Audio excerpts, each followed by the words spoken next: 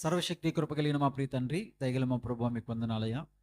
మరొకసారి మీ పాదాల చెంతకు చేరి విలువైన మీ సంగతులు నేర్చుకోవడానికి మాకు ఇచ్చిన అవకాశాన్ని బట్టి స్తోత్రాలు. కొద్ది నిమిషాలనైనా నీ పిల్లలుగా మేము మీ గ్రంథంలో రాయబడినటువంటి విషయాలు ధ్యానం చేసుకుంటుండగా మాకు తోడుగా ఉండండి.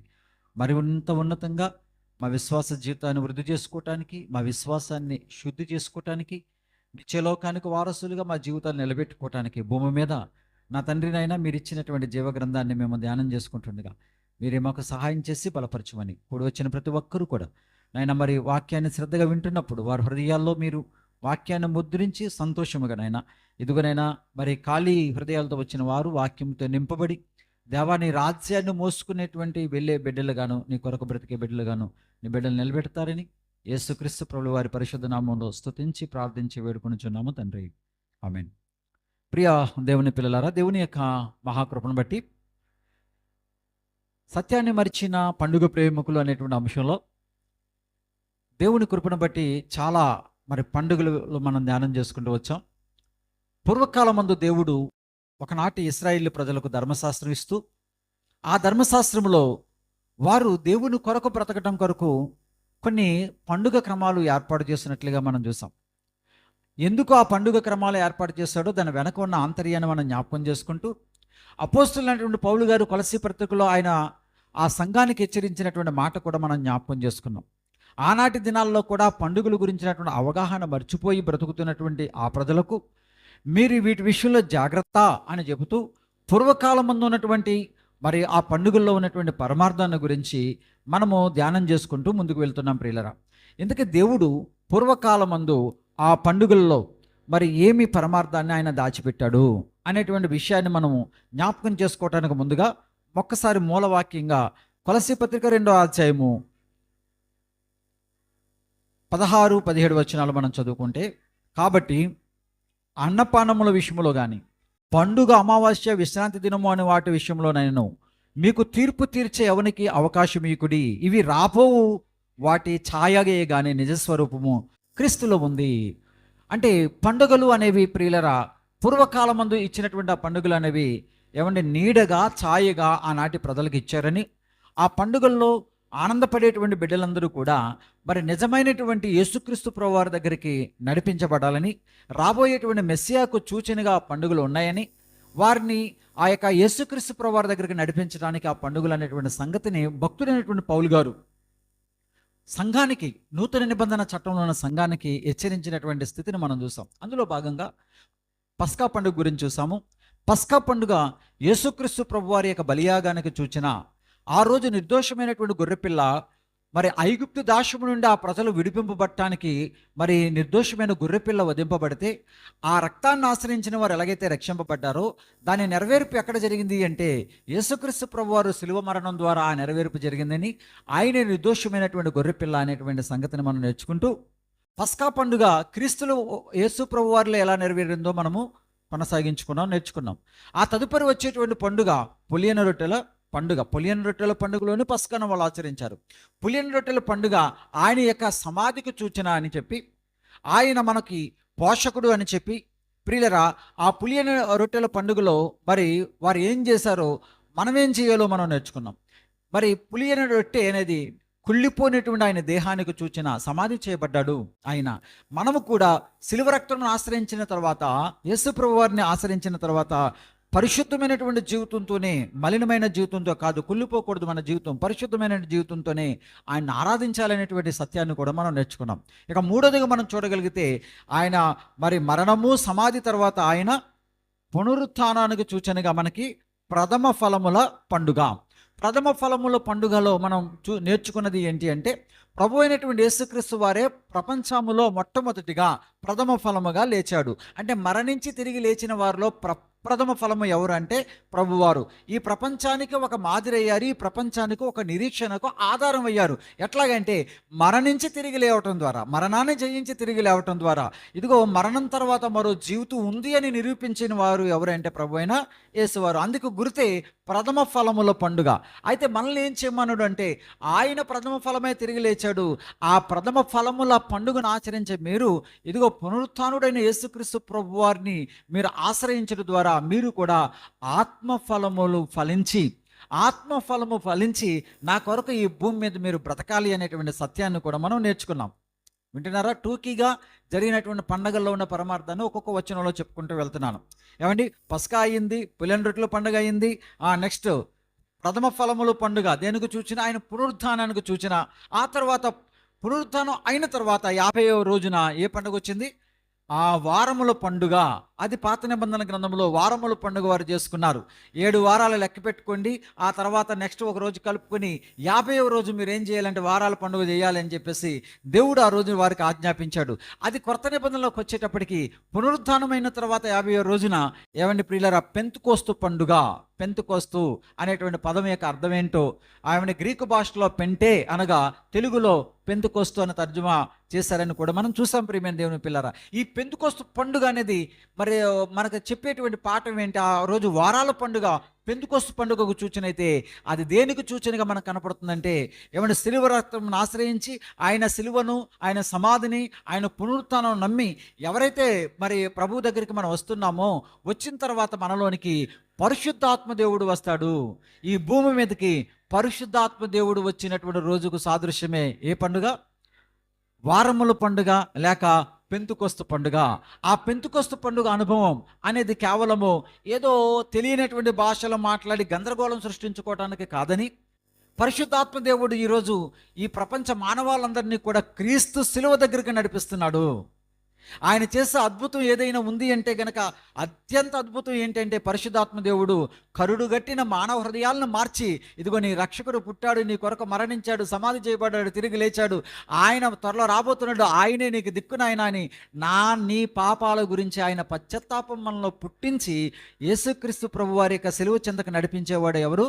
పరిశుద్ధాత్మ దేవుడు అని.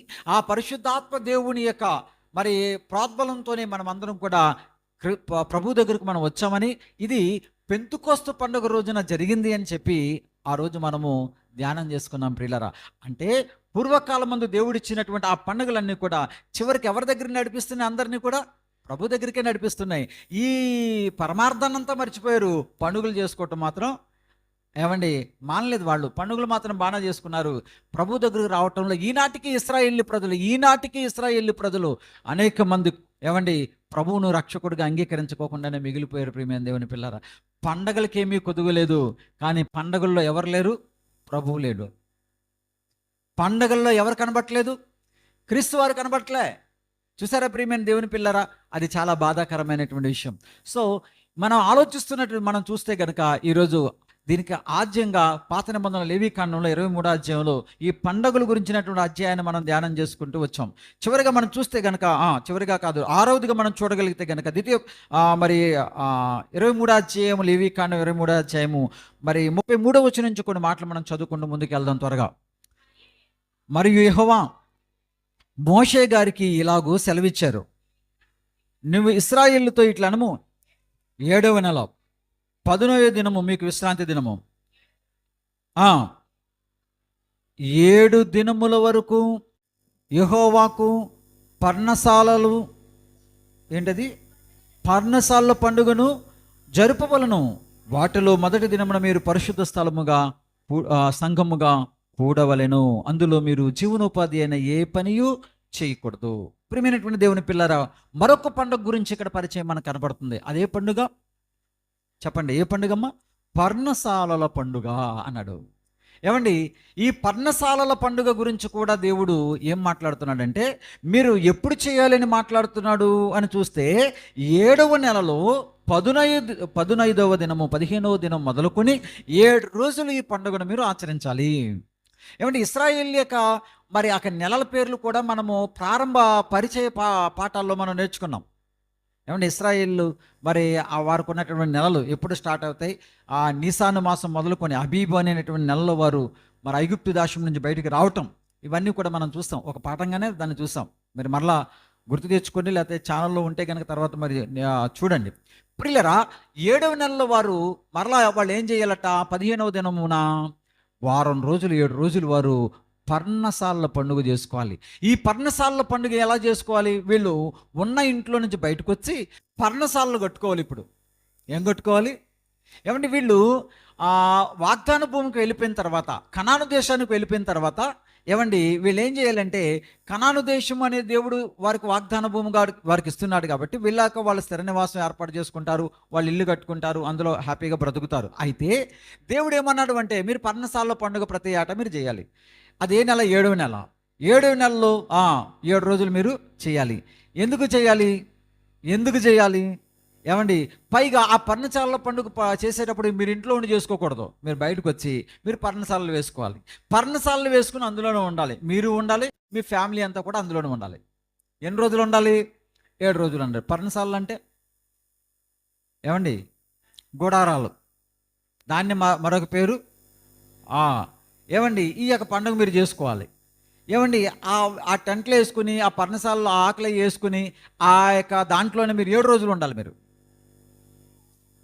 ఇశ్రాయేలు ప్రజలు ఐగుప్తు దేశం నుంచి బయటకు వచ్చిన తర్వాత 40 సంవత్సరాలు వారు కనాను యాత్రలో ఉంటుండగా వారు ఎలా బ్రతికారంటే పర్ణశాలల్లోనూ గుడారాల్లోనూ బ్రతికారు వాళ్ళు. ఎన్ని సంవత్సరాలు? 40 సంవత్సరాలు. ఎందుకంటే వాళ్ళు ప్రయాణంలో ఉన్నారు. ఏమంటే ప్రయాణంలో ఉన్నవారు ఇలాగా ఏమంటే సిమెంట్తోనూ ఇటుకలతోనూ ఇల్లు కట్టుకుంటారా? ఏమండి వాళ్ళు ఎక్కడ ప్రయాణం సాగితే అక్కడికి వెంటనే వాళ్ళు తాత్కాలికంగా టెంట్ వేసుకోవటం, తాత్కాలికంగా గుడారం వేసుకోవటం, తాత్కాలికంగా పర్ణశాల వేసుకోవటం, అక్కడ కొద్ది రోజులు దేవుడు ఉన్నంతకాలం అక్కడ ఉండటం. ఏమంటే ఆ మేఘం ఉన్నంతకాలం అక్కడ ఉండాలి. ఆ మేఘం అక్కడి నుంచి బయలుదేరటం సూచన వస్తూ ఉండంటే, ఓ మేఘం లేచిందంటే మనం కూడా సర్దుకోవాలరా నాన్న అని చెప్పి అవన్నీ కూడా పీక్కుని అన్నీ తీసుకుని మొత్తం ఏమంటే మళ్ళీ ప్రయాణం వల్ల ముందుకి వెళ్ళిపోతూ ఉండాలి వెళ్ళు. అలా 40 సంవత్సరాల ప్రయాణం వెళ్ళది. ఏమండి ఆ 40 సంవత్సరాల ప్రయాణంలో వారు గుడారాల్లోనూ పర్ణశాలలో బ్రతికిన టైంలో దేవుడు పగలు మేఘస్తంభంగాను రాత్రి అగ్నిస్తంభంగాను వారికి తోడుగా ఉండి నడిపించినటువంటి ఆ కార్యక్రమం ఏదైతే ఉందో, విషయం ఏంటంటే ప్రపంచ ప్రజలందరూ కూడా వేరేగా ఉన్నాయి, వారి పద్ధతులు వేరేగా ఉన్నాయి. కానీ ఇశ్రాయేలు ప్రజలు ఆ రోజును వారు నడిపిస్తున్న విధానము వారు కళ్ళారా చూస్తున్నారు. వాళ్ళు పగలంతా ఒక పెద్ద మేఘం, ఇంచుమించుగా 6 లక్షల మంది కాల్బలం అంట. కాల్బలమే అంటే ఏమండి ఆ సైనిక బలమే 6 లక్షల మంది ఉంటే చిన్నపిల్లలు పెద్దవారు అందరూ కలిసి ఇంకెన్ని లక్షల మంది ఉంటారు. మరి అంతమంది ప్రజలు ఏకదాటిగా ప్రయాణం చేసి వెళుతున్నారు అంటే వారికి ఎండ దెబ్బ తగలకోకుండా ఎంత మేఘం కావాలి? అర్థమైందా మీకు ప్రియులరా? ఏమండి ఆ మేఘం ఆగినప్పుడేమో వాళ్ళు ప్రయాణం ఆగిపోవాలి, అక్కడ టెంట్ వేసుకోవాలి, పర్ణశాలలు వేసుకోవాలి, చక్కగా ఉండాలి. మళ్ళీ అక్కడి నుంచి మళ్ళీ మేఘం అక్కడి నుంచి లేస్తుందిరా అనేటప్పటికి సూచన వస్తుంది, అంతే మళ్ళీ బయలుదేరుతున్నారు. అబ్బా ఏంటండి ఆశ్చర్యం! ఏమండి వారికి ఎండ దెబ్బ అనేది తగలకోకుండా. చెప్పండి ప్రియులారా, మీరు ఎన్ని ఏసీలు పెట్టుకుంటే ఆ మేఘం వచ్చినప్పుడు ఉన్న చల్లదనం వస్తుంది చెప్పండి మీరు. ఒక్కసారిగా నిన్న అలాగ కాలం మారిపోయిందా? నేను సాయంత్రం అలా కాలం మారిపోయిందా? అప్పటి వరకు భయంకరంగా ఎండ, ఒక్క 5 నిమిషాల్లో కాలం అలా మారిపోయి చల్లగా అయిపోయింది చూడండి మేఘం రాగానే. ఏమండి జస్ట్ మన ఊర్లో ఒక చిన్న ప్రాంతానికి అలా వచ్చేటప్పటికి అంత కూల్ అయిపోయింది, చల్లగా అయిపోయింది. మరి అలాంటిది 30 లక్షల మంది ఆ ప్రజలను కప్పేంతగా ఒక పెద్ద మేఘము ఎప్పటికప్పుడు ఏమండి ఎంత చల్లటి వాతావరణం వారు నడిపించాడు దేవుడు ప్రియులరా. ఇవన్నీ వాళ్ళు కళ్ళారా చూశారు, అనుభవించారు వీళ్ళు. ఏమండి వాగ్దాన భూమికి వెళ్ళిన తర్వాత ఆ దేవుని ప్రేమను మర్చిపోకూడదు, ఆ దేవుని యొక్క కృపను మర్చిపోకూడదు, ఆ దేవుని కాపుదలను వారు మర్చిపోకూడదు. మీరు పరదేశులనైనా అన్న సంగతి మర్చిపోకూడదు. అందుకే మీరు వాగ్దాన భూమికి వెళ్ళిన తర్వాత మీరేం చేయాలంటే 7 రోజులు పండగ చేయాలి. ఆ 7 రోజులు పండగలో మీరేం చేయాలి? పర్ణశాలలో కట్టుకోవాలి. పర్ణశాలలో కట్టుకుని ఏమంటే దాంట్లో మీరు ఏం చేయాలి? బ్రతకాల అక్కడే. మరి వంటలు చేసుకున్నా ఏం చేసుకున్నా పిండి వంటలు వండుకున్నా ఆ పర్ణశాలలో వండుకుని మీరు తిని ఉత్సహించాలి, ఆనందపడాలి. చూసారా ప్రియమైన దేవుని పిల్లరా? ఎందుకు అంటే లేవీకాండము 25వ అధ్యాయము 23వ వచనం చూద్దాం ప్రియులరా. లేవీకాండము 25వ అధ్యాయము 23వ వచనాన్ని మనం చూడగలిగితే గనుక ఏమండి భూమిని శాశ్వత విక్రయం చేయకూడదు, ఆ భూమి నాదే, మీరు నా యొద్ద కాపురమున్న పరదేశులు. ఎందుకంటే మీరు పరదేశులు అనేటువంటి సంగతి మీరు గుర్తుపెట్టుకోవాలి. మీరు వెళ్ళిన తర్వాత ఇల్లు కట్టుకుని సుఖంగా సంతోషంగా బ్రతుకుతూ ఆ తర్వాత మీరు ఈ లోకమే శాశ్వతం అనుకుని బ్రతుకుతారేమో, ఈ లోకంలో ఉన్నవే శాశ్వతం అనుకుని మరలా మీరు నన్ను మర్చిపోతారేమో. మీరు ఎక్కడి నుంచి వచ్చారో, మీకు స్వాతంత్రం ఎలా వచ్చిందో, మీకు స్వేచ్ఛ ఎలా వచ్చిందో, ఎలాంటి దాస్యము నుంచి విముక్తి పొందారో ఈ విషయాలన్నీ మర్చిపోయి ఈ భూమినే శాశ్వతం అనుకుని బ్రతికేస్తారేమో. నో, అలా బ్రతకూడదు. మీరెవరు అని మీకు గుర్తుండాలి. మీరు పరదేశులు. మీరు ఐగుప్తు దేశంలో ఎలా బ్రతికారు? పరదేశులుగా మీరు బ్రతికారు. ఐగుప్తు దేశంలో పరదేశులుగా ఉన్న మిమ్మల్ని ఇదిగో మరలా మిమ్మల్ని అక్కడి నుంచి విడుదల తీసుకొచ్చి వాగ్దాన భూములోనికి మిమ్మల్ని నడిపిస్తున్నాను, ఉన్నతమైనటువంటి జీవితాన్ని మీకు ఇస్తున్నాను. అక్కడికి వెళ్ళిన తర్వాత, ఆశీర్వదింపబడిన తర్వాత, ఇల్లు కట్టుకున్న తర్వాత, పొలాలు ఏమైనా వేసుకున్న తర్వాత, చక్కటి పంటలు వచ్చి మీరు అనుభవిస్తున్నప్పుడు, ఒకప్పుడు ఉన్నాయా వీళ్ళకి? ఆ పొలాలు ఉన్నాయా? లేవు. పంటలు ఉన్నాయా? లేవు వీళ్ళకి. ఒకప్పుడు లేవు. ఇప్పుడు దేవుడు వాగ్దాన భూమికి నడిపించిన తర్వాత, ఆ దాస్యము నుంచి వచ్చిన తర్వాత, ఇంత చక్కటి జీవితాన్ని వారు పొందిన తర్వాత, ఎట్టి పరిస్థితుల్లో కూడా మీరు దేవుణ్ణి మర్చిపోకూడదు, దేవుడు కృపను మర్చిపోకూడదు, దేవుడు మీకు ఇచ్చిన ఆ స్వాతంత్రాన్ని మర్చిపోకూడదు, దేవుడు మీకు ఇచ్చిన ఆ స్వేచ్ఛను మర్చిపోకూడదు. మీరు అది గుర్తుండాలంటే మీరు ఈ పండగ చేయాలి. ఈ పండగ చేయటం మాత్రమే కాదు, మీ పిల్లలకు చెప్పాలి, ఇదిగో ఎందుకు నాన్న, ఏంటన్నా చక్కటి బిల్డింగ్ కట్టుకున్నాం, ఏసీ పెట్టుకున్నాం, ఫ్యాన్లు ఏమో 6 ఉన్నాయి, 4 గదులు ఉన్నాయి. మన మాటలో చెప్తున్నాను ఏమండి, మరి ఇన్ని ఉన్నాయి, మరి ఈ ఇల్లు వదిలేసి ఎక్కడ ఉండమంటున్నారు? ఎక్కడ ఉండమంటున్నారు? ఓ పర్ణశాల వేసి, టెంట్ వేసి, పైగా ఒకరోజు కాదు 7 రోజులు అందులో ఉండమంటున్నారు. ఇదేం పండుగ? 7 రోజులు అందులో ఉండి మనం ఆనందపడాలంటున్నారు ఏంటి అని పిల్లలు అడుగుతారా? అడుగుతారు. చుట్టూ ఉన్న సమాజం అడుగుతారా? అడుగుతారు. ఇది ఎవరు చేయవలసింది? ఇశ్రాయేలు చేయవలసింది ఇది. ఏమండి, ఇంటిలో ఉన్నప్పుడు ఎంత ఆనందమో పర్ణశాలలో ఉన్నప్పుడు కూడా అంతే ఆనందం కలిగి ఉండాలి వీళ్ళు. ఇంటిలో ఉన్నప్పుడు సకల సదుపాయాలు కలిగి ఉన్నటువంటి వీరు ఎంత చక్కగా ఆనందపడుతూ పిల్లపాపలతో ఉన్నారు. అంతకంటే రెట్టింపు ఉత్సాహముతో టెంట్లు, గుడారాలు వేసుకుని పర్ణశాలలు వేసుకున్నప్పుడు కూడా కలిగి ఉన్నప్పుడు ఉన్న ఆనందం, ఇదిగో ఆ యొక్క లేనప్పుడు కూడా అదే ఆనందంతో వారు బ్రతకాలి. ఈ ఆనందాన్ని సమాజం చూడాలి, ఈ సంతోషాన్ని ఈ చుట్టూ ఉన్న సమాజం చూడాలి. ఏంటి ఇప్పటి వరకు లేనిది ఆనందం, ఇంత గొప్ప ఆనందం 7 రోజులు ఇల్లు పెట్టేసి బయటకు వచ్చి టెంట్లు వేసుకుని, గుడారాలు వేసుకుని, పర్ణశాలలు వేసుకుని వెళ్ళి బ్రతుకుతున్నారు ఏంటి అనేటువంటి సంగతి వాళ్ళు కూడా తెలుసుకోవాలి. వీళ్ళు చెప్పాలి, వారి పిల్లలకు చెప్పాలి, దేవుడు చేసిన కార్యాలు చెప్పాలి. దేవుడికి ఏమంటే వారిని అన్నాడు, మీరు పరదేశులనైనా, మీరు పరదేశులు, ఇది శాశ్వతం అనుకుని మీరు బ్రతికేస్తూ మీరు పక్కన ఉన్న వారిని పట్టించుకోకుండా మీ ఇష్టానుసారంగా ఉంటారేమో. భక్తులైన వారు కూడా మొదటి దినవృత్తాంతాల గ్రంథము 29వ అధ్యాయము, భక్తులైన వారు కూడా వారి యొక్క తలంపులు ఎలా బ్రతికారో ఒకసారి మనం చూడగలిగితే కనుక, దేవుడు చెప్పినటువంటి రీతిగా ఈ పర్ణశాల పండుగ మరి కొనసాగింపబడటం. ఒకసారి అది అలా ఉంచండి, దినవృత్తాంతాల గ్రంథం అలా ఉంచి ద్వితీయోపదేశ కాండంలోకి వద్దాం. ద్వితీయోపదేశ కాండము 16వ అధ్యాయము 3వ వచనాన్ని చూద్దాం ప్రియులరా. ద్వితీయోపదేశ కాండము 16వ అధ్యాయము 3వ వచనం మనం చూస్తే,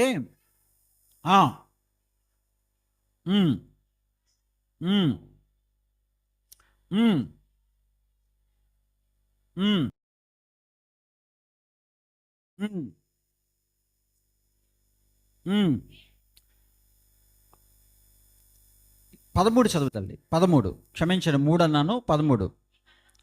మీ కళ్ళములో నుండి, నీ తొట్టిలో నుండి పర్ణశాల పండుగను 7 దినములు ఆచరింపవలెను. ఏ పండుగ? పర్ణశాల పండుగను 7 దినములు ఆచరించాలి. ఈ పండుగలో నీవు, నీ కుమారులు, నీ కుమార్తె, నీ దాసుడు, నీ దాసి, నీ గ్రామములో ఉన్న లేవీయులు, పరదేశులు, తల్లిదండ్రులు లేని వారు, విధవరాండ్రు సంతోషించాలి. ఈ పర్ణశాల పండుగలో మీతో పాటుగా మీ గ్రామములో, మీ ప్రాంతంలో ఎవరైతే విధవరాండ్రు ఉన్నారో, అనాథలు ఉన్నారో, పరదేశులు ఉన్నారో, వారందరికీ కూడా నీ కలిగి ఉన్న ఆహారాన్ని అంతటినీ కూడా నువ్వు పెట్టి, ఎందుకంటే నువ్వు ఐగుప్తులో ఎలా బ్రతకవు, ఐగుప్తు దేశంలో ఎలా బ్రతకవు, నువ్వు బానిసగా పరదేశిగా బ్రతకవు. పరదేశిగా బ్రతికిన దేవుడు నిన్ను రక్షించాడు, పోషించాడు, సంరక్షించాడు. అందుకే భూమి మీద మీరు కూడా పరదేశులు కాబట్టి, ఇదిగో మీరు అక్కడికి వెళ్ళిన తర్వాత ఈ పర్ణశాల పండుగను ఆచరిస్తూ మీ చుట్టూ ఉన్నటువంటి పరదేశులకు మీరేం చేయాలి? ఆశ్రయం ఇవ్వాలి, ఆతిథ్యం ఇవ్వాలి, భోజనం పెట్టాలి, విధవరాండ్రను మీరు పోషించాలి అని చెప్పి ఎంతో చక్కగా దేవుడు ఈ పండుగ గురించి 2వసారి హెచ్చరిస్తున్నాడు. ద్వితీయోపదేశ కాండంలో 2వసారి ఉపదేశించాడు. మొదటిసారి అక్కడ ఉంది మనకి లేవీకాండంలో మనం చూస్తాం, ఇక్కడ ద్వితీయోపదేశకాండంలో మనం చూస్తున్నాం. దీనిని ప్రియులరా తరతరాలు ఆచరించే విధంగా ఈ పండగలో మేము పరదేశులము, ఐగుప్తులో మేము పరదేశులుగా బ్రతికాం, దేవుడు స్వాతంత్రాన్ని మాకు ఇచ్చాడు, ఒక చక్కటి ఆశీర్వాదాన్ని ఇచ్చాడు. కాబట్టి ఇంత ఆశీర్వాదం పొందుకున్న తర్వాత మా చుట్టుపక్కల ఉన్నవారు కొంతమంది పరదేశులు ఉంటారు కదా, ఇతర ప్రాంతాల నుంచి మన ఊరు వచ్చి, ఇతర దేశాలు మన ఊరు వచ్చి, ఇతర రాష్ట్రాల నుంచి మన ఊరు వచ్చి, మన చుట్టుపక్కల ఉన్న పరదేశులు ఉంటారు, వారిని పరాయి వారిగా చూడకోకుండా వారిని మీరు ఎలా చూడాలి? సొంత వారుగా చూసి ఆదరించి వారికి మీరు ఆహారం పెట్టి మీరు పోషించి సంరక్షించాలి. ఇది దేవుడిగా నేను మీకు ఇస్తున్నటువంటి ఆజ్ఞ. దానికి గుర్తే పర్ణశాలల పండుగ. ఎందుకంటే మీరు ఒకప్పుడు ఐగుప్తులో మీరు ఎలా ఉన్నారు? పరదేశులుగా ఉన్నారు. నెహెమ్యా గ్రంథం 8వ అధ్యాయము 14వ వచనం మనం చూద్దాం ప్రియులరా. నెహెమ్యా గ్రంథము 8వ అధ్యాయము 14వ వచనం మనం చూడగలిగితే కనుక ఎంత చక్కగా ఈ విషయాలు మరి భక్తులైన వారు ఎలా పాటించారో చూద్దాం. ఆ ప్రకారమే ఎన్నో అధ్యాయం చెప్పాను మీకు? 8వ అధ్యాయం 14. ఓకే, చదవండి తల్లి.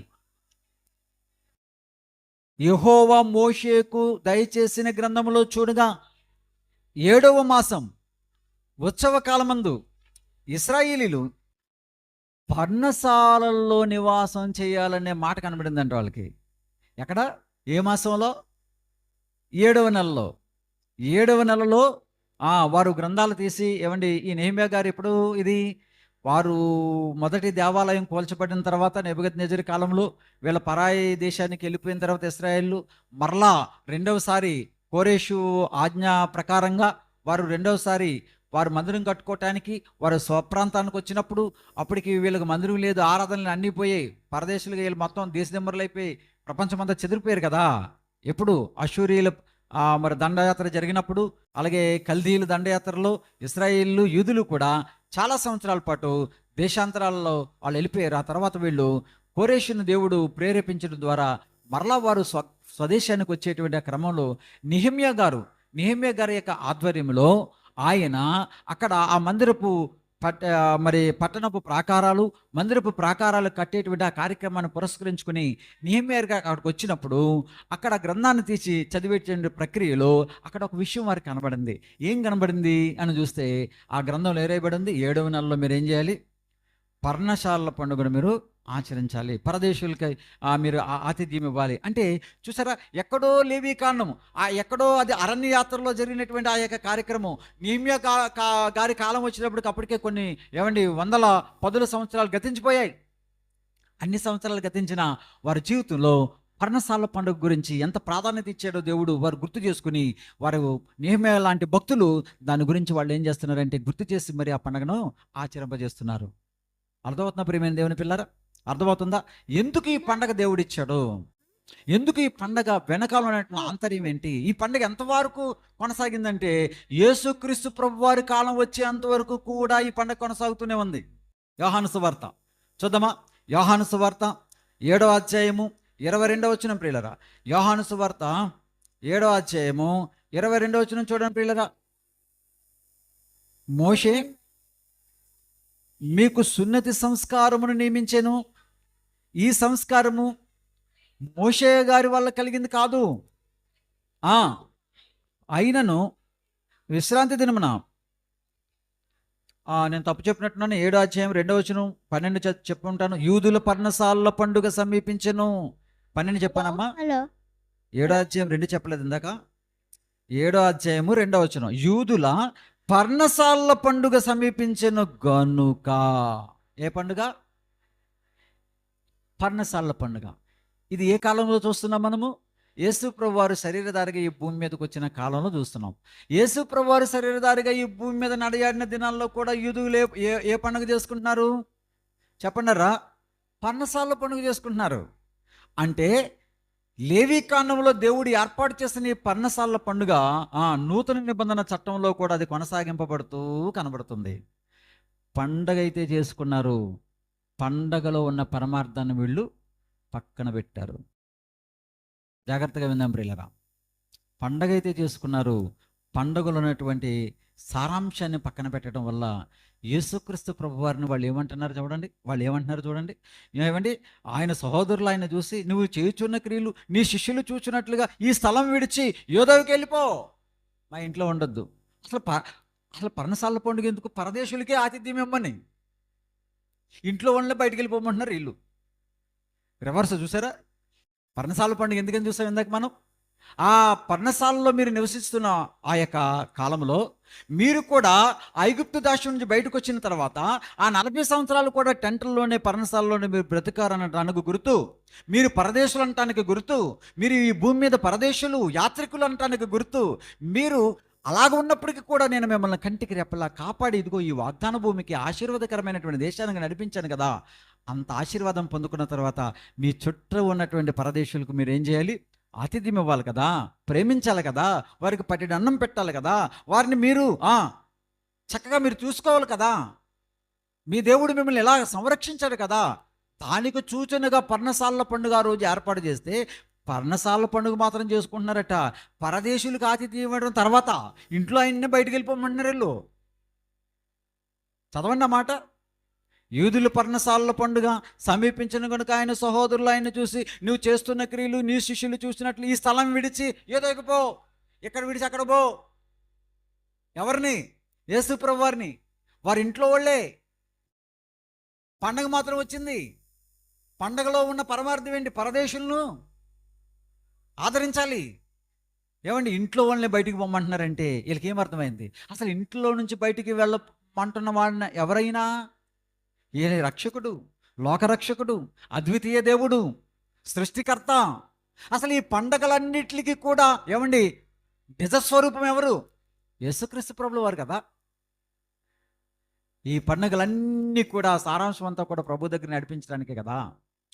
ప్రియమైనటువంటి దేవుని పిల్లారా, పండుగలు చేసుకున్నారు కానీ పరమార్థాన్ని మాత్రం వీళ్ళు విడిచిపెట్టేశారు. ఈ పండుగలు మనకెందుకు చెబుతున్నాడు? ఏమండి, వాళ్ళకి చెప్పిన మాటే మనకి చెప్పాడు.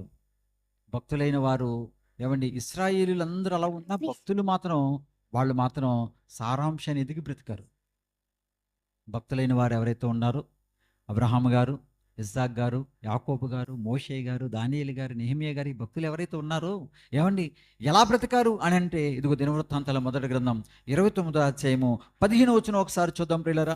దినవృత్తాంతాల మొదటి గ్రంథము ఏమండి 29వ అధ్యాయము 15వ వచనంలో వారి యొక్క ఆలోచన విధానం మనం కనబడుతుంది. చూద్దాం ప్రియులారా.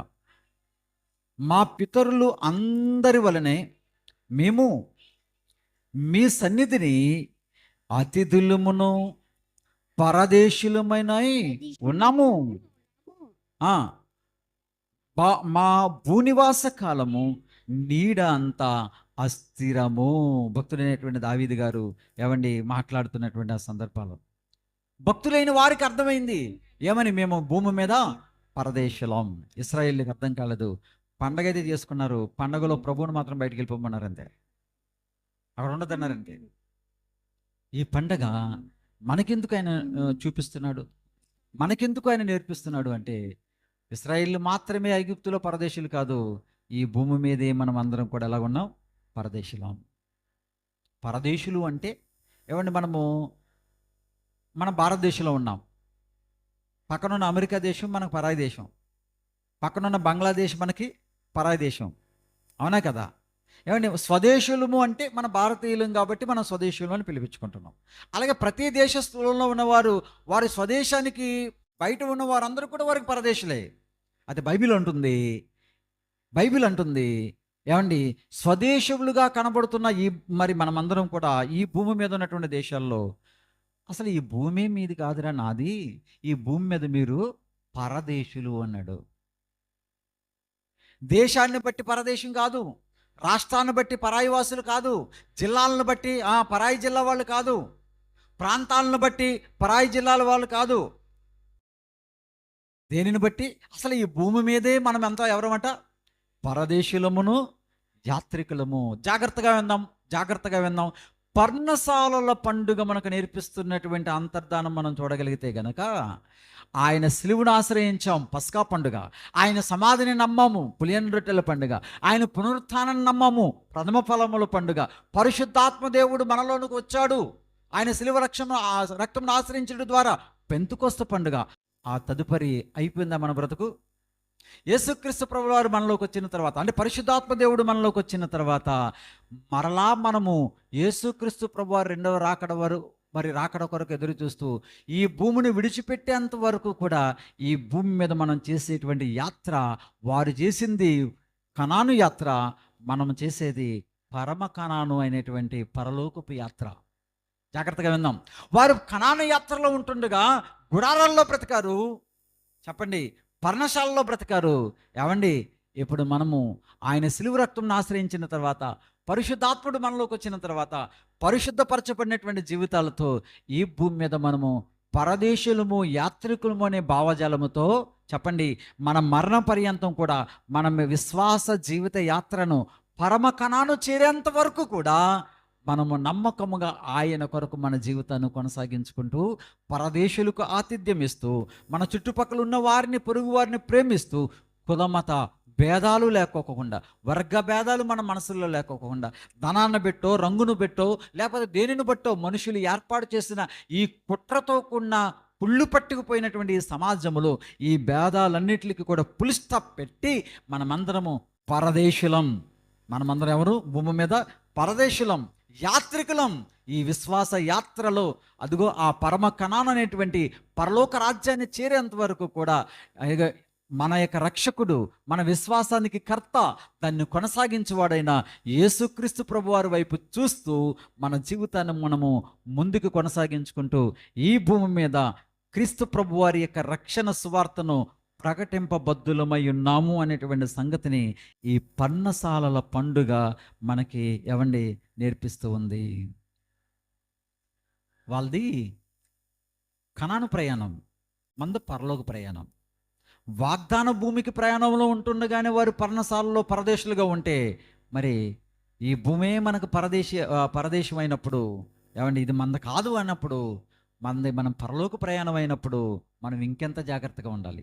వారికి అన్ని జాగ్రత్తలు చెప్పి ద్వితీయోపదేశ కాండములో, లేవి కాండములో, నెహెమ్యా గ్రంథ కాలంలో, అలాగే కీర్తనల గ్రంథములో, అలాగే యోహాను గారు రాసిన సువార్తలో, ఇన్ని గ్రంథాల్లో కూడా పర్ణశాల పండుగ అని చెప్పుకుంటూ వచ్చి ఖచ్చితంగా వారిని ఆచరింపచేశాడే ఒకనాటి ఇశ్రాయేలు ప్రజల్ని. ఇప్పుడు మనము దేవుని ఇశ్రాయేలుగా పిలువబడుతూ క్రీస్తు శిలువ రక్తంను ఆశ్రయించినటువంటి మనమంతా భూమి మీద ఉన్న వారు ఎవరైతే ఆయన బిడ్డలుగా చేర్చబడ్డారో, పరిశుద్ధాత్మ దేవుడు మనలోకి వచ్చిన తర్వాత, పాప క్షమాపణ పొందుకున్న తర్వాత, ఏమండి, మారు మనసు రక్షణ అనుభవంలోకి వచ్చిన తర్వాత, పాప క్షమాపణ నిమిత్తం బాప్తిసం తీసుకున్న తర్వాత, సహవాసంలో చేర్చబడిన తర్వాత మన యాత్ర అప్పుడు ప్రారంభించబడింది. ఏ యాత్ర? పరలోకపు యాత్ర. ఏమండి, ఇది ఆనందయాత్ర. పాట పాడతాం కదా. ఏ యాత్ర ఇది? ఆనందయాత్ర. యేసుతో టీవీగాను పోదుమా, అడ్డుగా వచ్చు వైరిలల్లా గెలవను యుద్ధనాదంబుతో. మంచి మంచి పాటలండి. ఈ విశ్వాస యాత్రలో మనమందరము కూడా ఏమండి, ఆయనను చేరేంత వరకు కూడా భూమి మీద మనం పరదేశులము, యాత్రికులమని ఒప్పుకుని వారు బ్రతికారట. అది చూడండి ఒకసారి. హెబ్రీయులకు రాసిన పత్రికలు మనకు కనపడుతుంది. ఏమండి, వాళ్ళు ఏమని ఒప్పుకున్నారు? హెబ్రీయులకు రాసినటువంటి పత్రికలు వాళ్ళు ఏమని ఒప్పుకున్నారు? 11వ అధ్యాయమేనా? వీరందరూ 11-13 వాగ్దాన ఫలం అనుభవింపకపోయినా దూరం నుండి చూసి వందనం చేసి తాము భూమి మీద పరదేశములను యాత్రికులమై ఉన్నామని ఒప్పుకొని విశ్వాసము గలవారై మృతునుందిరి. భక్తులైన వారు ఏమండి, వాగ్దాన భూమికి చేరిన తర్వాత కూడా వారు ఎలా బ్రతకారట? మేము పరదేశులము, యాత్రికులం. గుడారాల పండుగ, పర్ణశాలల పండుగ మనకు నేర్పిస్తున్న పాఠం ఏంటంటే, మనం నాయన యాత్రలో ఉన్నాము, ఈ భూమి మీద విశ్వాస యాత్రలో ఉన్నాము. మనము భూమి మీద పరదేశులము. మనకి ఒక ఉన్నతమైన లోకం మన కోసం ఎదురు చూస్తుంది. దాన్ని చేరేంత వరకు కూడా మన విశ్వాస జీవిత యాత్రను చక్కగా కొనసాగించుకుంటూ మన తోటి వారికి మనం పొందిన రక్షణను పంచిపెడదాం. మనకు కలిగి ఉన్న ఆస్తిని, మనకు కలిగి ఉన్న సమృద్ధిని లేని వారికి మనం పెడదాము. పరదేశులకు మనం ఏమివ్వాలి? ఆతిథ్యం ఇద్దాము. ఏమని? క్రీస్తు ప్రేమను చాటి చెప్పుదాము అనేటువంటి ఏమంటే ఉన్నతమైనటువంటి విలువలు ఈ పర్ణశాలల పండుగలో మనకు దేవుడు మనకి నేర్పిస్తూ ఉంటుంటే, ఆనాటి భక్తులైన వారందరూ కూడా దానిని ఒప్పుకుని విశ్వాసం కలిగిన వారే మృతి పొందారట. ఇప్పుడు మనల్ని ఏం చేయమంటున్నాడు?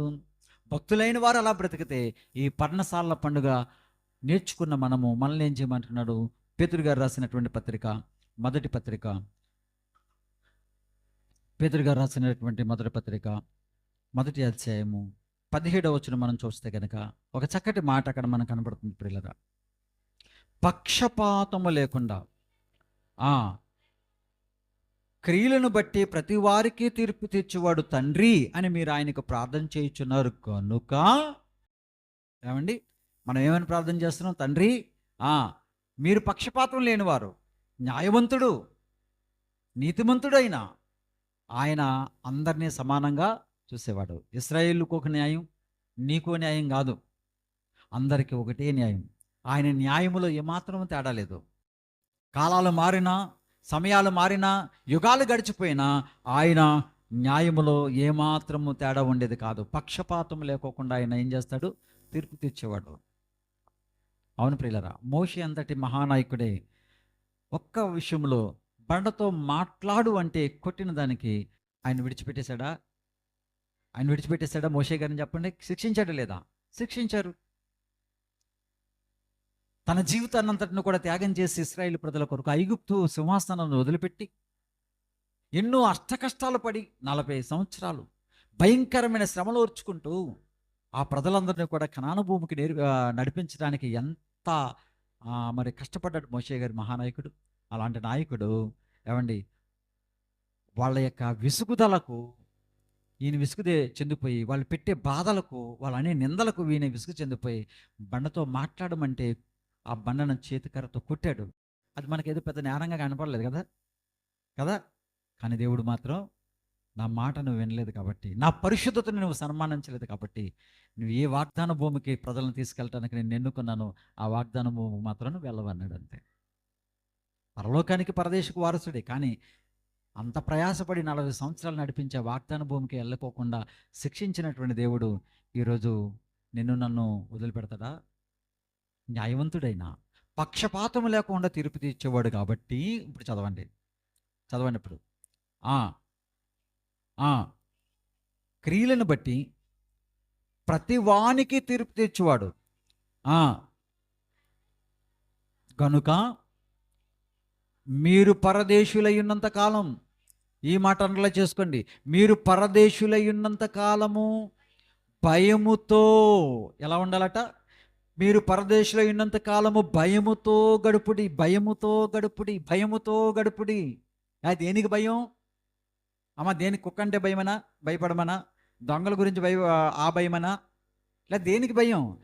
మీకు అనుగ్రహించిన రక్షణను కోల్పోతావేమో, దేవుడు మీకు ఇచ్చిన పాపక్షమాపణను కోల్పోతావేమో అనే భయం ఉందా ఈరోజు ఎవరికైనా? దేవుడు మనకిచ్చిన రక్షణ భాగ్యాన్ని కోల్పోతామేమో అన్న భయం లేకోకుండా ఈరోజు చాలామంది రక్షణ అనుభవంలోకి వచ్చి బాప్తిసం తీసుకున్న తర్వాత సంఘాలకు ఎగనామా పెడుతున్నారు, సహవాసానికి దూరంగా ఉంటున్నారు, మందిరానికి దూరంగా ఉంటున్నారు. దేవుడిచ్చినటువంటి రక్షణ భాగ్యాన్ని కోల్పోతామన్న భయం లేదు వారికి. ప్రతి చిన్న కారణానికి కూడా దేవునికి దూరం అయిపోయేటువంటి పరిస్థితులు ఈరోజు కనపడుతున్నాయి. ఇది చాలా ప్రమాదం. ప్రియమైన దేవుని పిల్లరా, భయముతో పరదేశులై ఉన్నంత కాలము మీరు దేవుణ్ణి అంటి పెట్టుకుని బ్రతకాలి, జాగ్రత్త అని దేవుడు హెచ్చరిస్తున్నాడు ప్రియులారా. ఎందుకంటే ఒక్కసారి రక్షింపబడితే ఎప్పటికీ రక్షణ అలాగే ఉంటుందనే బోధలు వచ్చాయి ఈరోజు. అంటే ఒకసారి బాప్తిసం తీసుకుంటానంట, మనకి టికెట్ అక్కడ కన్ఫర్మ్ అంట, ఇంకా దేవుడట నీ యొక్క ఇల్లు ఎవరికి ఇవ్వడంట, ఇంకా అక్కడ నీకేనంట, నువ్వు ఎలా బతికేసి వచ్చేసినా నా కుమారుడు రా అని చెప్పి తీసుకెళ్ళి ఇంట్లో కూర్చోబెట్టేస్తాడంట. అలాంటి బాధలు వచ్చినాయి ఈ మధ్యకాలంలో. వన్స్ సేవ్డ్ ఆల్వేస్ సేవ్డ్ అనేటువంటి డాక్ట్రిన్ అనమాట. ఒకసారి రక్షించబడితేనంట ఎప్పటికీ రక్షింపబడినాడట, నువ్వు ఎలా బ్రతికేసినా అని బైబిల్ చెప్పలే. అలా బైబిల్ చెప్తే ఇన్ని జాగ్రత్తలు ఎందుకు? మనకి ఇన్ని జాగ్రత్తలు ఎందుకు?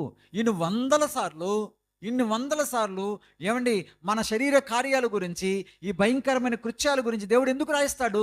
ఒక్కసారి బాప్తిసం తీసుకుంటే నువ్వు పరలోకం వెళ్ళిపోతావని బైబిల్లో లేదు. జాగ్రత్త పడదాం.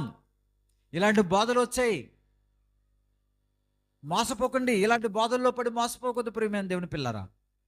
గుడారాల పండుగ మనకు నేర్పిస్తుంది, మీ యొక్క రక్షణను జాగ్రత్తగా కాపాడుకోండి. భూమి మీద మీరు పరదేశులు, యాత్రికులు. మీరు యాత్రికులు. ఈ విశ్వాస యాత్రలు ఆ పరలోకం చేరేంత వరకు కూడా మీ చుట్టూ ఉన్న సమాజానికి అదిగో ఆ విషయాలు మీ బ్రతుకు ద్వారానే కనపరుచుకుంటూ, పరదేశులను మీరు ప్రేమిస్తూ, క్రీస్తు ప్రేమను కనపరుచుకుంటూ, ఇహలోకములను మీరు అంటించుకోకుండా మీరేం చేయాలో తెలుసా? నా కొరకు మీరు బ్రతకాలి, భయముతో బ్రతకాలి. మీ రక్షణను కోల్పోతామన్న భయముతో బ్రతకాలి. ఏ రూపంలో ఇహలోకమలను అంటుకుంటుందని చెప్పి భయభక్తులతో మన జీవితాలను కొనసాగించుకోవాలని చెప్పి గుడారాల పండుగ మనకు తెలియజేస్తుంది. ఆయన సిలువను నమ్మం, ఆయన సమాధిని నమ్మం, ఆయన పునరుత్థానాన్ని నమ్మం. ఏమండి, ఆయన ద్వారా మనకు రక్షణ వస్తుందని నమ్మం. రక్షణలోకి వచ్చాం, పరిశుద్ధాత్మ దేవుడు మనలోకి వచ్చాడు. అంతటితో అయిపోయిందా మన పని? అవ్వలేదండి. అప్పుడే స్టార్ట్ అయింది మన ప్రయాణం. ఎక్కడికి? పరలోకానికి. అది విశ్వాస జీవిత యాత్ర. ఈ విశ్వాస యాత్రలో చిట్ట వరకు కూడా మనము ఏ భావజాలంతో బ్రతకాలి? మనం పరదేశులము, యాత్రికులము. కాబట్టి మన చుట్టూ ఉన్న వారు కూడా ఏమైనా ఇబ్బంది పెట్టుకోకుండా వారికి ఆతిథ్యం ఇచ్చే విధంగా క్రీస్తు ప్రేమను చాటి చెబుతూ మనకంటూ ఒక నిలువరమైన పట్టణం దేవుడు మనకు సిద్ధపరిచాడు. అక్కడికి వెళ్ళిపోదాం మనం అంతా కూడా. ఈ భూమి మనకి శాశ్వతం కాదు, అసలు ఇది మంచిది కాదు. ఇదిగో మారణ హోమాలు ఎన్నో జరుగుతున్నాయి. ఇన్ని జరుగుతున్నట్టుగా దేవుడు మనకు ఒక నిత్య రాజ్యాన్ని సిద్ధపరిచాడు. అక్కడికి వెళ్ళాలంటే రండి ప్రభు దగ్గరికి అని చెప్పి మన సాక్ష్యముతో, మన బ్రతుకుతో, మన నడవడికతో ప్రియులరా ఏమండి చక్కగా మన విశ్వాస జీవిత యాత్రను మనం ఏం చేయాలి? కొనసాగించుకోవాలని, భూమి మీద మనం పరదేశులం అని గుర్తుపెట్టుకుని భక్తులు ఎలాగైతే బ్రతకారో మనల్ని కూడా బ్రతకమని చెబుతుంది. చెప్పండి, పర్ణశాలల పండుగ, గుడారాల పండుగ. ఎంత గొప్ప భాగ్యం ప్రియులరా! ఈ మాటలు వింటున్న నా తోటి సోదరులరా, మన భావజాలం ఎలా ఉంది? ఏమన్నా మన భావజాలాలు ఎలా ఉన్నాయి? ఉన్న ఇల్లు సరిపోదు, ఆ ఇంట్లో సౌకర్యాలు లేవని గొడవ, ఉన్న సౌకర్యాలతో సర్దుబాటు చేసుకో మనం, లేని వాటి కొరకు గొడవలు. ఇటు చిన్న చిన్న వాటి కొరకే మనం ఇంకా కొట్లాడుకుంటున్నాం ఏంటి? ఇంకా సిగ్గుపడవలసిన సంగతులు యందు ఏమండి ఏం చేస్తున్నాం? మనం అతిశయపడుతున్నాం. మాకు అది ఉంది, ఇది ఉంది, ఇది ఉంది. తప్పు లేదు, దేవుడు నిన్ను దీవించి చక్కగానే పొజిషన్లో పెట్టి తప్పేం కాదు. కానీ లేని వాటి కొరకు ఆలోచించి దాని కొరకు గొడవలు పెట్టుకుని ఏమండి ఎన్నో రకాలుగా ఇబ్బందులు పడుతున్న క్రైస్తవ కుటుంబాలు మనం చూస్తున్నాం. ఒకవేళ మనలో కూడా, మన కుటుంబాల్లో కూడా అలాంటివి ఉంటే కూడా జాగ్రత్త అని దేవుడు చెప్తున్నాడు. ఇదిగో మీ పితరులు అన్నీ ఉన్నా వాళ్ళు ఎలా బ్రతికారంటే ఏమీ లేని వారుగా గుడారాల్లో బ్రతికారు, పరదేశులు అని చెప్పటానికి. వాళ్ళ పిల్లలకు వారు చెప్పుకోవాలి, దేవుడు చేసిన కార్యాలు వారు చెప్పుకోవాలి. రేపు వాగ్దాన భూమిని వారికి ఇచ్చాడు 40 సంవత్సరాల తర్వాత. మనం ఎంతకాలం ఈ భూమి మీద ఉంటాం మనకు తెలియదు, కానీ మన కాలం ముగించిన తర్వాత వాళ్ళకైతే వాగ్దాన భూమి కనాను దేశం. మనకి ఏమంటే ఏ భూమి గొప్పది? ఇజ్రాయేల్ గొప్పదా, పరలోకం గొప్పదా? చెప్పండి. ఇజ్రాయేల్ను చూడాలప్పుడు మనం అవసరం మనకి? చెప్పండి. మారణ హోమం. ఏమండి ఆ ఇజ్రాయేల్ కోసం ప్రార్థన చేయమంటున్నారు తప్ప ఆ పరలోకం వెళ్ళే వారి కోసం ప్రార్థన చేయండి అని చెప్పేటువంటి విషయాలు లేవు. ఈ భూమి మీద అవన్నీ నాశనం అయిపోతాయి. అసలు అక్కడే ఇంకా రక్షణకు నోచుకోలేదే, పండగలు మాత్రం జరుపుకుంటున్నారే. మేము పరదేశులు అనే భావజాలం వాళ్ళకుంటే, మరల మాట చెప్తున్నా, ఆ యూదులకు కనుక నిజంగా క్రీస్తు వారి దగ్గరికి రాలేదు వాళ్ళు, ఇప్పుడు ధర్మశాస్త్ర ప్రకారంగా వారు నడవాలంటే, వాళ్ళ గ్రంథంలో పర్ణశాలలో పండుగ ఉంటే, వాళ్ళు పరదేశం అనే భావజాలం వాళ్ళు ఉంటే యుద్ధాలు చేస్తారా? చెప్పాలి నాకు. అండి పొరుగువాడి మీద దారి చేస్తాడు వాళ్ళు. నేను పరదేశులకు ఆతిథ్యం ఇవ్వమని గుడారాల పండుగ చెప్తున్నంటే, పర్ణశాల పండుగ చెప్తున్నంటే, పరదేశుల్ని ఆతిథ్యం ఇచ్చి వాళ్ళని పోషించమని చెప్తున్నంటే, ఈ భూమి నీది కాదయ్యా అని చెప్తున్నంటే, మీరు పరదేశులని చెప్తున్నంటే, ఈరోజు యూదులైన వారు ఏం చేస్తున్నారు? ఆలోచించండి ప్రియులారా. పండగలైతే చేసుకుంటున్నారు కానీ ఆ పరమార్థాన్ని పక్కన పెట్టారు. మారణ హోమానికి కారణమవుతున్నారు ఈరోజు యూదులు. ఆలోచన చేయండి. దైవ గ్రంథం ఎంత స్పష్టంగా చెప్తుంది ప్రియుల, ఎంత స్పష్టంగా చెప్తుంది. ఓకే, వారిని వదిలిపెట్టేద్దాం. మన గురించి ఆలోచిస్తే దేవుడు అంటున్నాడు, పరదేశులుగా ఉన్నంతకాలం భయముతో మన యొక్క రక్షణను కొనసాగించుకుందాం. మనకు దేవుడు ఇచ్చేటువంటి ఆ మహాలోకానికి వారసులు అవుతాం. చెప్పండి, ఎన్ని పండుగలు నేర్చుకున్నాం మనం? 1 పస్కా పండుగ, 2 పులియని రొట్టెల పండుగ, 3 ప్రథమ ఫలముల పండుగ. దేనికి చూచినా పస్కా ఆయన శిలువ మరణానికి, పులియని రొట్టెల పండుగ ఆయన సమాధికి, ప్రథమ ఫలముల పండుగ ఆయన పునరుత్థానానికి, వారముల పండుగ పెంతుకొస్తు పండుగ అదే యేసు పరిశుద్ధాత్మ దేవుడు భూమి మీదకి రావటం, మనలోకి రావటం. దేవుడే మనలో నివసించాలనుకున్నాడే, దేవుడే మనలో ఉండాలనుకున్నాడే. ఎంత అద్భుతం! గత వారం చూసాం కదా మనం పెంతుకొస్తు పండుగలో పరమార్థం. నెక్స్ట్ దేవుడు మనతో ఉండటానికి వచ్చిన తర్వాత, పరిశుద్ధాత్మ దేవుని నింపుకున్న తర్వాత విశ్వాస యాత్ర ఎలా సాగాలి? ఇప్పుడు మనం భూమి మీద పరదేశులము, యాత్రికులము అనుకుంటూ ఈ భూమి మీద మనము దేవుడిచ్చినటువంటి ఆజ్ఞల్లో కొనసాగించుకుంటూ ముందుకెళ్ళిపోవాలి. ఇది పర్ణశాలల పండుగ నేర్పిస్తుంది. ఇంకా అవలా ఇంకో పండుగ ఉంది. అందరితో అయిపోయిందా? ఇంకా అవలేదు కదా. ఎంత అద్భుతం అండి ఆలోచిస్తే. మన జీవిత ప్రయాణానికి ఆరంభం, ముగింపు, ఆరంభం, ముగింపు కూడా దేవుడు ఈ పండగల్లో పెట్టాడంటే ఎంత అద్భుతమైనటువంటి సందేశాలు దాచిపెట్టిన ఆ దేవాదేవుని స్తుతిస్తూ ఆరాధిస్తూ, దేవా నా కొరకు ఇంత మహాజ్ఞానాన్ని పూర్వకాలం నుంచి దాచిపెట్టి ఇదిగో లేఖనాల ద్వారా మాకు అందిస్తూ ఇట్టి రీతిగా నా జీవితాన్ని ప్రక్షాళన చేస్తూ నన్ను స్థిరపరుస్తున్నందుకు, నన్ను నాయన బలపరుస్తున్నందుకు మీకు వందనాలు తండ్రి. నీ అడుగుజాలలో నేను బ్రతుకుతాను, నన్ను ఇంకా బలపరచునైనా, నీ వాక్యముతో నన్ను ఇంకా బలపరచునైనా, నన్ను సంధించునైనా అని మనసారా ఆయనకి ప్రార్థన చేసుకుందాం. తల వంచండి. ప్రార్థన చేసుకున్న తర్వాత ప్రభు బలలో మరి మనం అందరం కూడా పాలు పంపులు పొందుదాం. ఒక చిన్న ప్రార్థన, తదుపరి ప్రభు బల కార్యక్రమాన్ని మనం స్వీకరిద్దాం. ప్రేమగల మా తండ్రి, దయగల ప్రభు, మీకు వందనాలైనా మీరు అనుగ్రహించినటువంటి ఈ జీవగ్రంథంలో ఒకనాటి ఇశ్రాయేలు ప్రజలకు మీరు ఇచ్చినటువంటి పండుగల్లో ఉన్నటువంటి పరమార్థాన్ని మేము ఆలోచన చేస్తూ ఉంటుండగా మా జీవితానికినైనా అత్యంత ప్రధానమైనటువంటి విషయాలు మాకు నేర్పిస్తున్నందుకు వందనాలు. నిజమే తండ్రి, ఈ విశ్వాస జీవిత యాత్రలో మేము పరదేశులము, యాత్రికులము అన్న సంగతి గుర్తుపెట్టుకుని నాయన తోటి వారితో మంచి సంబంధాలు కలిగి, పరదేశులకు ఆతిథ్యం ఇస్తూ, పేదవారిని మేము కనికరిస్తూ, యేసు ప్రభువు వారి ప్రేమను చాటి చెబుతూ నాయనా మీరు ఇవ్వబోయేటువంటి ఆ మహాలోకానికి వారసులు అవ్వటానికి ఈ భూమి మీద ఉన్న ఈ చిన్న జీవితంలో ప్రభు మేము ఎట్లాగ మా జీవితాన్ని కొనసాగించుకోవాలో మాకు నేర్పించినందుకు వందనాలు తండ్రి. వాక్య వినని బిడ్డలందరినీ దీవించి అట్టి రీతిగా ఆశీర్వదించిన నీ రాజ్యానికి యోగ్యులుగా మమ్మల్ని అందరూ కూడా నిలబెట్టి బలపరిచి నడిపించమని యేసుక్రీస్తు ప్రభువు వారి పరిశుద్ధ నామంలో స్తుతించి ప్రార్థించి వేడుకొనుచున్నాము తండ్రి. ఆమేన్.